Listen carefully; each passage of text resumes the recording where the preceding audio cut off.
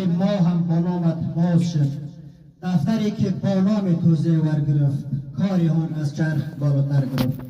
عرض سلام و خسته نباشید دارم محضر استاد گرامی، شما فریختگان، جوانان و نوجوانانی که اینجا تشریف آوردید.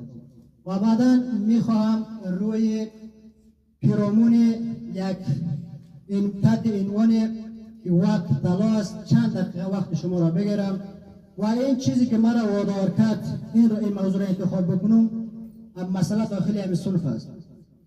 وقت در چیزی است که در کتاب گنجینه معارف او اندیشوران حوزه محمد صادق فاضل میگه وقت تلاست.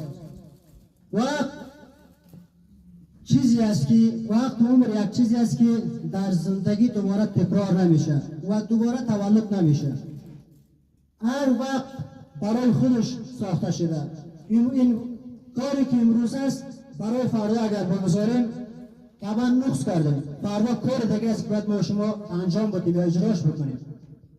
بنابراین وقت را باید همیشه در نظر بگیرید. وقت یک جمله است که خودش با مانند طلا می باشد، یعنی بالاتر از طلا هم اگر فکر بکنیم است، چون وقت است که طلا را با وجود میاره.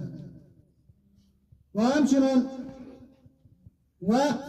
وقت را نمیتوان با کسی داد وقت خود را و نمیتوانی که حق کسی را قرض گرفت. امروز ما شما که در این جمع حضور داریم یا تشریف داریم باید هر لحظه این را در نظر بگیریم.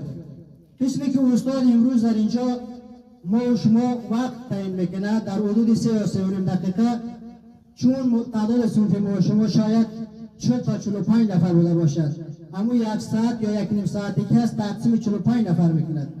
اگر از این 45 نفر هر کدام ما شما 30 ثانیه از حق دیگر تلف بکنیم 21 دقیقه میشه.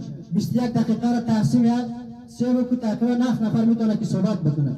بنابراین باید وقت را در نظر بگیریم. یا اینجا که وقت تمام شد و گوشی و استاد زنگ خورد از طرف دوستا و رفقا برای ما شما تشویق شد، این را تشویق ندانید.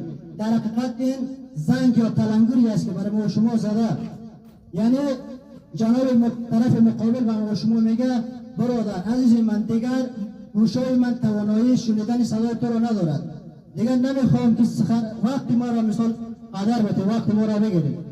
بنابراین باید هر جوانی که اینجا بیاید وقت دیگران را تلف نکند. خدایا چنان کن پایان کار تو خوشنود باشی و ما رسگار، نه آن کن که فردا در میدان حشر